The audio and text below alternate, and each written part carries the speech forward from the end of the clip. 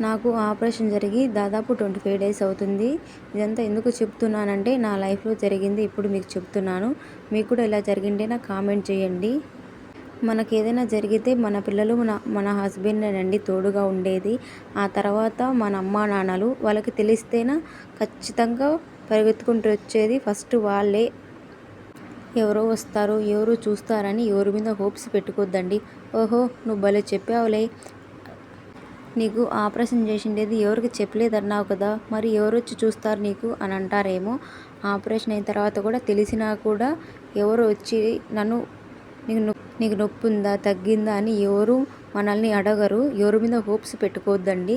అంటారు కదా, ఒక ఆపరేషన్ చేసిన తర్వాత ఒక ఆడది ఉండాలని. నాకు తెలిసినంత వరకు ఒక ఆడదే ఉండాల్సిన అవసరం లేదండి. మనల్ని అర్థం చేసుకునే ఒక భర్త ఉంటే చాలు. నాకైతే అలాంటి మంచి మొగుడిని నాకిచ్చాడు ఆ దేవుడు.